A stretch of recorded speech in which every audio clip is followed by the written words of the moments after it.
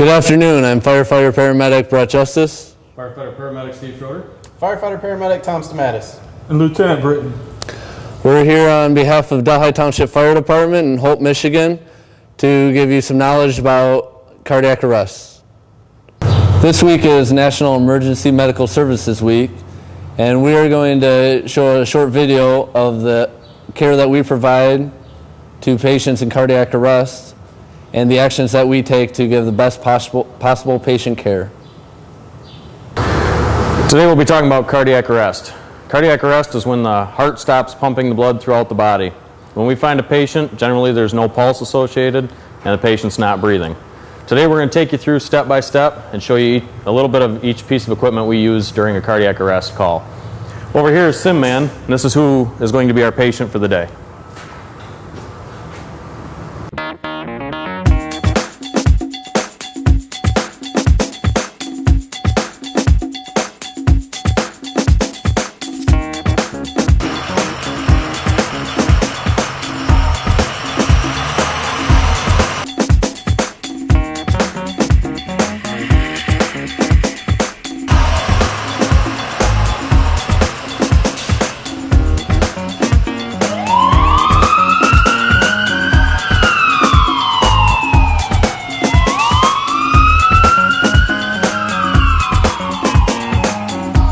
Alright, upon arrival at the scene, we'll check the scene, make sure the scene is secure for the rescuers, for any bystanders, or any other patients.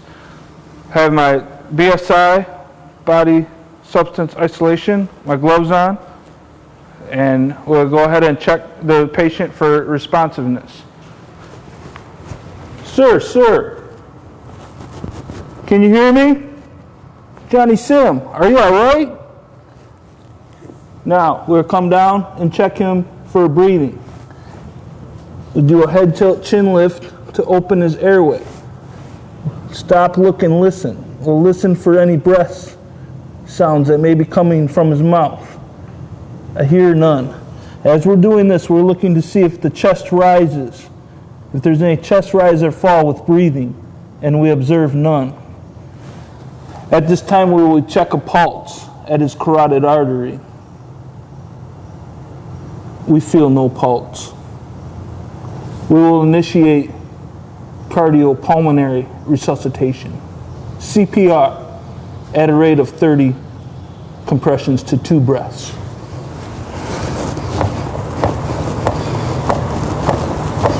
Nine, 10, 11, 12, 13, 14, 15, 16, 17, 18, 19, 20, 21, 22, 23, 24, 25. Hey, what do you need? Oh, the ambulance has arrived. We have a 30-year-old male patient in cardiac arrest, no breathing and no pulse at this time. Okay. CPR has been initiated. I will do the airway then. At this point, I will use a basic adjunct to hold the tongue out of the way. Now we'll start ventilating with the BVM, continuing with the 30 to 2.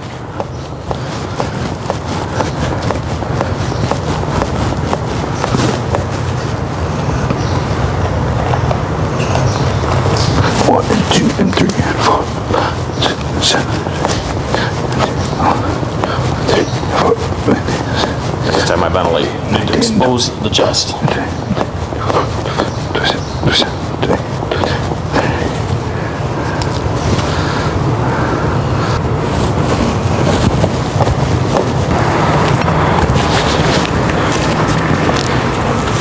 Hello guys, I've got the Lucas device here. Lucas devices are another tool we use during cardiac arrest to help provide cardiopulmonary resuscitation. What this is a backboard or a banana board. It goes behind the patient so we can actually secure the Lucas device to it. And the benefit of having this is it's going to free up an extra set of hands, and it prevents fatigue on a cardiac arrest with the EMS.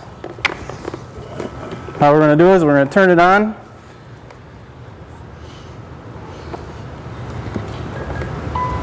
It'll beep.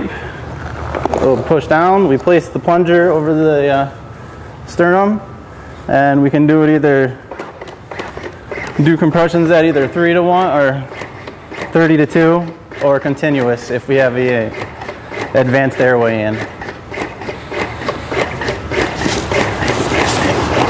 Now that we got the Lucas device on, I'll start preparing for innovation.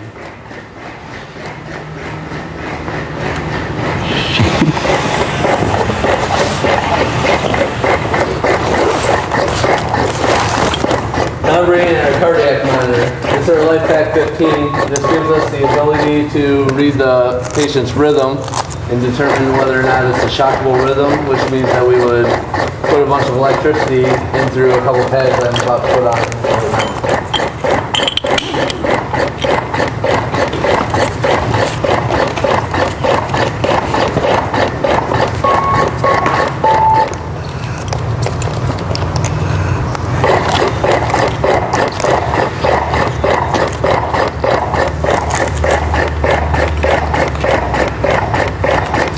We're going to stick one right here, right on the left side of the lower ribs, and then one on the right upper rib. We'll turn our monitor on.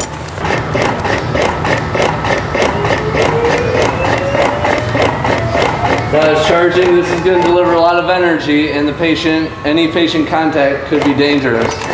So I'm going to say, I'm clear, you're clear, we're all clear. Make sure everybody's away, and then shock them.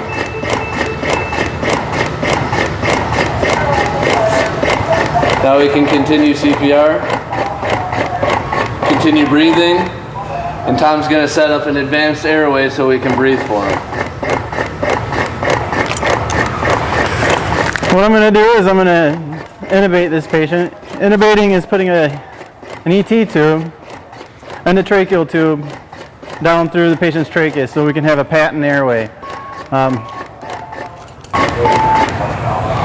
A few things we're going to use to intubate this patient would be ET tube, a laryngoscope with a blade, has a light on it, tube holder, a 10 cc syringe, and some lubricant so we can help the tube slide through the trachea. At this point we're going to put the lubricant on the endotracheal tube.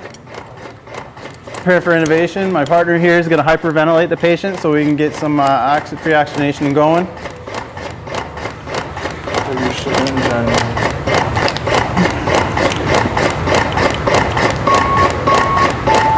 And at this time I'm ready to intubate. So Ready? he's going to take the bag off and remove the oropharyngeal. What I'm doing is sticking the laryngoscope in the patient's mouth.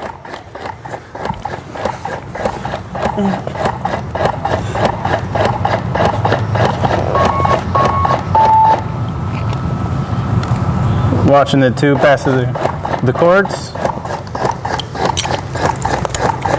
I'm going to hold it in place 30 to 2 to continuous. Good. For continuous airflow. Good. Right now Brett is listening to the lung sounds, making sure we have positive airway or airflow going into the upper and lower lobes, and make sure that there's no airway or no air in the epigastrum. Got the tube holder?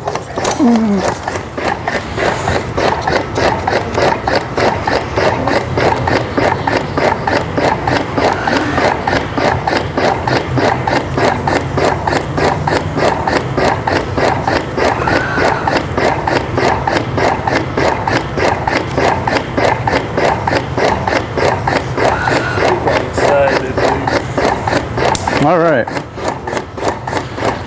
Okay, the next thing we need to do during a cardiac arrest is we need to get IV access. We can either use IV or we can use IO. Difference is intravenous or intraosseous. So we use a normal saline solution here. This is a 500 bag drip set. It's already been set up for use. I'm going to hand that off so that it stays elevated. Instead of using an IV, we can use an IO drill here, which is basically a bone drill. And what it allows us to do is access the bone marrow to be able to inject medications and fluid in per ACLS protocols.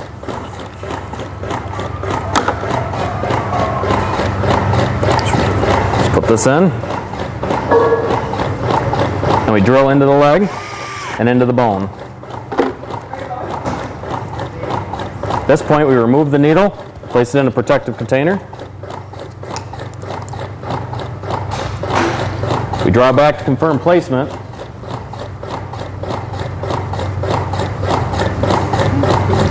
And obtain our access. Oh, where's my end? There it is. Okay, and now he can open this up, and we now have access. The IO has given us an improvement in speed versus having to look for peripheral IV sites. We'd now be able to administer medications. Now, while the guys are working the arrest, somebody that would be running the arrest or myself, an extra pair of hands could interview a family member, somebody on scene, a caregiver, would interview that person on scene and get pertinent medical information, their name, date of birth, contact information like address in case maybe we're not at that person's exact address, their medical history, whether they've had like a stroke or heart problems or renal issues or anything like that, anything that would be pertinent to the situation of why this person may have gone into cardiac arrest. Also with that would be their medications. What medications do they take? How frequently, if they have a list or if they have pill bottles there that we can make a list off of and see what they are. And if in case the person was allergic to any kind of medications and what those allergies were or what that person may have done. If it was allergic reaction was swelling or hives or maybe getting sick or something like that of what the reaction to the negative reaction to the medication was.